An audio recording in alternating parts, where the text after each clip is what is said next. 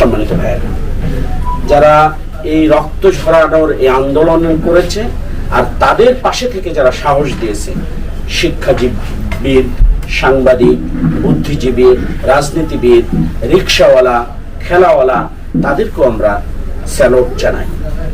এতটা এই আন্দোলনটা সফলতার দ্বার প্রান্তে যেত না যদি সকলেই মিলে না এই আন্দোলনের সাহায্যের হাত বাড়িয়ে দিত। এই উপস্থিতি, আমরা দীর্ঘ 16টি বছর পর, দীর্ঘ 16টি বছর আপনাদের নিয়ে এরকম একটা মত বিনিময় করব, প্রকাশ্যে কথা বলবো, জামাত ইসলামের কথা বলবো, এই অধিকার থেকে আমরা বঞ্চিত ছিলাম। আমাদের বাতিল করলো তো সেদিন, কিন্তু এই অধিকার কেড়ে নিয়েছে 16 বছর আগে থেকে। আমাদের নেতৃবৃন্দকে বিচারিক আদালতে হত্যা করা হয়েছে সুপরিকল্পিতভাবে।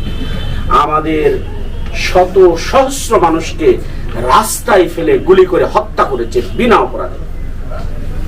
আমাদের একটা অপরাধ ছিল আমরা জামাত ইসলামী করি, আমাদের একটা অপরাধ ছিল আমরা এই সরকারের পক্ষে নেই। কিন্তু গণতান্ত্রিক একটা রাষ্ট্রে এই অপরাধের কারণে এত মানুষ মেরে ফেলা যায়, এটা বাংলাদেশ ছাড়া পৃথিবীর কোথাও লক্ষ্য করা গেছে বলে আমরা মনে করি। সম্মানিত ভাইয়েরা, আপনাদের সামনে ডিবি অফিসের ভয়ঙ্কর চিত্র হয়তো কেউ না কেউ বর্ণনা করেছে। আমরা এখন আয়নাঘর নামে একটি নতুন এক ঘটনা শুনলাম, যেই আয়নাঘরে কখন সূর্য ওঠে আর কখন সূর্য ডোবে, কখন রাত হয় আর কখন দিন হয় কেউ বুঝতে পারে না। যেই আয়নাঘরে প্রত্যেকটা দিন কোনো না কোনো মানুষের মৃত্যু যন্ত্রণা ছটফট করতে করতে মৃত্যু হয়। একটা বিরোধী মতকে দমন করার জন্য এতটা নিকৃষ্ট পথ অবলম্বন করতে পারে কোনো বিবেকবান মানুষ, এটা অন্তত আমরা আমাদের জায়গা থেকে মনে করি না। প্রিয় ভাইরা, এই 5 তারিখে সকল কিছুর অবসান হয়ে আমরা মুক্ত বাতাসে আমার মুখের কথা আমরা বলার সুযোগ পেয়েছি, আলহামদুলিল্লাহ। বাংলাদেশ জামাত ইসলামী আজকে আপনাদেরকে এখানে ডেকেছে। বাংলাদেশ জামাত ইসলামী সম্পর্কে কয়েকটি কথা আপনাদের না বললেই না।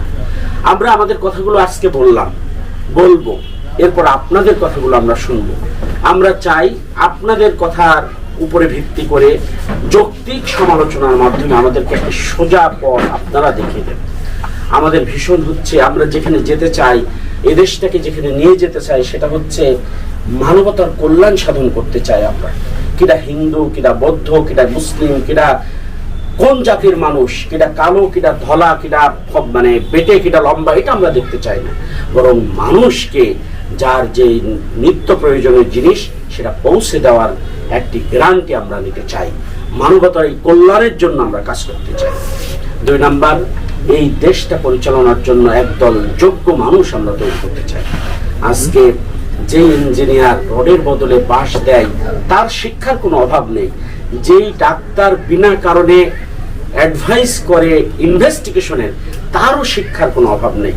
যেই ডাক্তার অপারেশন করতে গিয়ে গজ, ব্যান্ডেজ পেটের ভিতরে রেখে আসে, তারও কোনো শিক্ষার অভাব নেই। যেই ডাক্তার কোম্পানির মানুষের কাছ থেকে প্রতিদিন, প্রতি মাসে খাম গ্রহণ করে, তারও শিক্ষার কোনো অভাব নেই।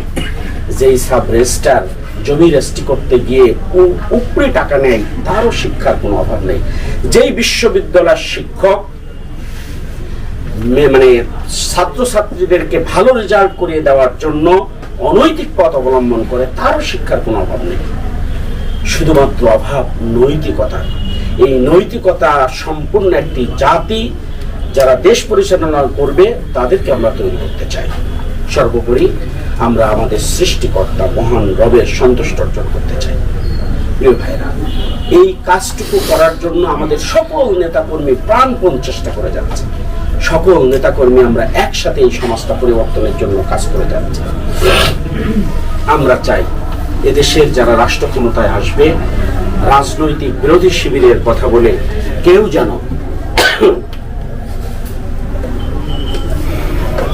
কাউকে অন্যরকম ট্যাগ লাগিয়ে দিতে না পারে, বিরোধী শিবিরের ট্যাগ লাগিয়ে দিতে না পারে।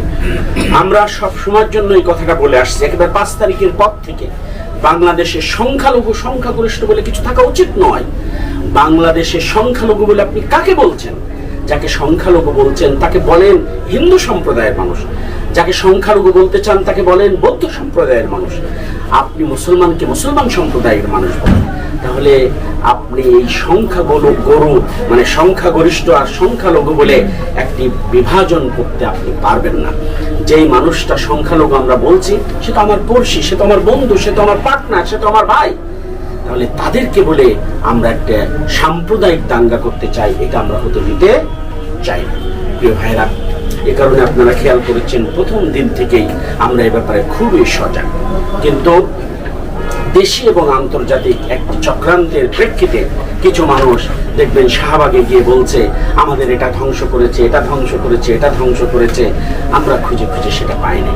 যেমন ভাবে আমরা ইতোপূর্বে আরো বহু বক্তৃতা শুনেছি, এই হয়েছে ওই হয়েছে, তার কোনো প্রমাণ এদেশের মানুষ পায়নি। প্রিয় ভাইরা, বাংলাদেশ জামাত ইসলামী দায়িত্বহীনভাবে ঘোষণা করছে জামাতের প্রত্যেকটা নেতাকর্মী মাদক মুক্ত, বাংলাদেশ জামাত ইসলামের প্রত্যেকটা কর্মী দুর্নীতি মুক্ত, বাংলাদেশ জামাত ইসলামের প্রত্যেকটা কর্মী টেন্ডারবাজ মুক্ত, বাংলাদেশের প্রত্যেকটা কর্মী গ্রুপিং মুক্ত। এত পরিচ্ছন্ন রাজনৈতিক দল বাংলাদেশে আপনার খুঁজে পাওয়া কঠিন। সুতরাং এই দলটির উপরে তারপরেও এই 15টা বছরে যে চড়াই উতরাই এসেছে তার কারণটা কি? আমরা টেন্ডারবাজি করিনি, আমরা মানুষকে হত্যা করিনি, আমরা মানুষকে গুম করিনি, আমরা মানুষের পাকা ধানে মই দিইনি, আমরা মানুষের মেয়েদের গিফটিজিং করিনি, আমরা কলেজের সামনে দাঁড়িয়ে ইফটিজিং করিনি, আমরা একটা কি বলে মানুষের কাছে যে চাঁদাবাজি করিনি। তারপর আমাদের কি মারতে চান কি কারণে? আমাদের এমপি ছিল তারা দুর্নীতি করেনি, মন্ত্রী ছিল তারা দুর্নীতি করেনি, চেয়ারম্যান ছিল তারা দুর্নীতি করেনি, তারপরও আমাদেরকে মারেন কি কারণে? শুধুমাত্র রাজনৈতিক একটা উদ্দেশ্য সাধনের জন্য আমাদের এতটা মানুষকে আপনারা মেরে ফেললেন। এর বিচার মহান রব নিজ ইচ্ছায় আবার বাংলাদেশের মানুষকে দেখিয়ে দিয়েছে। সম্মানিত বন্ধুগণ, আমরা বিশ্বাস করি দুনিয়ার জীবনটা শেষ হওয়ার সাথে সাথে আখিরাতের জীবন শুরু হবে। আর আখিরাতের জীবনে দুনিয়ার সকল কিছুর হিসাব আল্লাহ তাআলা নেবেন। দুনিয়ার জীবনে কখনো সুখ হয়, কখনো দুঃখ, কিন্তু আখিরাতের জীবনে যদি কেউ সুখ পায় সে শুধুই সুখ পাবে, আর যদি কেউ দুঃখ পায় সে শুধুই দুঃখ পাবে। বাংলাদেশ জামাত ইসলামের প্রত্যেকটা নেতাকর্মী আখিরাতের সেই দিনে সুখী থাকতে চায়, আল্লাহর কাছে জান্নাত প্রত্যাশা করে বলেই দুনিয়ার এই প্রতিযোগিতায়, তথাকথিত প্রতিযোগিতায়, যেন তেনভাবে বড়লোক হওয়ার প্রতিযোগিতায় জামাত ইসলামের কোনো নেতাকর্মী অংশগ্রহণ করে না। সম্মানিত ভাইয়া, শেখ হাসিনা এই দেশটাকে পরিচালনা করেছে, শুধু কি আমাদেরকে নির্যাতন করেছে? না, এদেশের বিবেকবান মানুষকে, এদেশের সাংবাদিক বন্ধুদেরকে, এদেশের বুদ্ধিজীবী মানুষকে, সুশীল সমাজকে, সবাইকে যে তার বিরুদ্ধে কথা বলেছে তাকেই তিনি দমন করার জন্য চেষ্টা করেছেন। বাংলাদেশের বহু সাংবাদিক দেশের মাটি থেকে বিদেশে পাড়ি দিতে বাধ্য হয়েছে। বাংলাদেশের ডিজিটাল নিরাপত্তার নামে মামলা হয়েছে, একটা দুটো না, 5 শতাধিক মামলা হয়েছে। এক একজনা শত সহস্র সাংবাদিক কারাগারে গেছে। প্রিয় উপস্থিতি, সকল কিছুর অবসান হয়েছে 5 তারিখে। এই জন্য আমরা আল্লাহর কাছে অবনত মস্তকে আবার শুকরিয়া আদায় করি। আমরা আপনাদের সকলকে বলতে চাই, আপনারা ইতিবাচক নিউজ একটু করার চেষ্টা করেন। আপনাদের কাছে এটা আমাদের প্রার্থনা। একটা নেতিবাচক নিউজ খুব ইজি করা যায়, এর জন্য কোনো মেধা লাগে না। আমরা হুট করে বলতে পারি অমুক জায়গায় একটা মেয়ে ধর্ষণ হয়েছে, অমুক জায়গায় একজন মার্ডার হয়েছে। এটা খুব ভালো, 1 সেকেন্ডে এক কথায় বলা যায়। কিন্তু একটা মানুষ কত কষ্ট করে সে জীবন যুদ্ধে সংগ্রাম করে দাঁড়িয়েছে, তার জীবন বর্ণনা করাটা বেশ কঠিন কাজ। একজন মানুষ কিভাবে অসরকারি অফিসে চাকরি করে দুর্নীতিমুক্ত হয়ে তার জীবনটা পরিচালনা করেছে, তার সন্তানরা কিভাবে বেড়ে উঠেছে, তার পরিবার কিভাবে বেড়ে উঠেছে, তার আত্মীয় স্বজন কিভাবে বেড়ে উঠেছে, সেইটা প্রচার করা বেশ কঠিন কাজ। একজন ডাক্তার এত কিছুর বিত্ত বৈভবকে বাদ দিয়ে সে সাধারণ মানুষের জন্য অল্প টাকায় কিভাবে চিকিৎসা করেছে, তার জীবন ইতিহাসটা কেমন, কোন চেতনা থেকে সেই ভালো কাজটাই হাত দিয়েছে, সেইটা চমৎকারভাবে লেখা বেশ কঠিন কাজ। একজন শিক্ষক যারা যখন কোচিং বাণিজ্য আর টিউশন বাণিজ্যতে যখন ছাত্রছাত্রীরা মগ্ন হয়ে গেছে, ঠিক সে সময় একজন শিক্ষক বিনা পয়সায় ছাত্রছাত্রীদেরকে পড়িয়ে জাতির ভবিষ্যৎ তৈরি করার জন্য কি পরিশ্রম করেছে, আর এই পরিশ্রমের পিছনে তাকে কে উদ্বুদ্ধ করেছে, এইটা সুন্দর করে লেখাটা বেশ কঠিন কাজ। যখন মানুষ মোবাইলে আসক্ত হয়েছে, তখন একজন গ্রামের মানুষ কি চমৎকার ভাবে একটা লাইব্রেরি তৈরি করেছেন, যে লাইব্রেরিতে অনেক বই আছে, যে বইগুলো পড়ে মানুষ অনেক উপকৃত হচ্ছে, সেই কথাটা সুন্দর করে লেখা বেশ কঠিন আছে। সুতরাং শর্টকাটে ভালো কিছু করা, অর্জন করা, এটা টেকসই হয় না। আপনাদেরকে অনুরোধ করব, ইতিবাচক নিউজ করে আপনারা এগিয়ে যান। আমরা প্রত্যেকটা অফিসকে বলেছি, ভাই আমরা সোজা পথে কিছুদিন চলতে চাই, আমরা দেখতে চাই এই সোনার দেশটা কিভাবে আমরা তৈরি করলাম। এত বড় একটা ব্লাড শেডের পর এই দেশটাকে আমরা আর নষ্ট করতে দিতে চাইনি। এই ব্লাড শেড যারা করেছে তাদের প্রতিদান স্বরূপ আমরা যেন এটাকে স্থায়ী করতে পারি, দীর্ঘমেয়াদী করতে পারি, সেদিকে আমরা সকলেই লক্ষ্য রাখবো। আমরা আমাদের সকলের জায়গা থেকে সবসময়ের জন্য ভালো কাজ করার চেষ্টা করব। এই উদাত্ত আহ্বানগুলো আপনাদেরকে রাখতে চাই।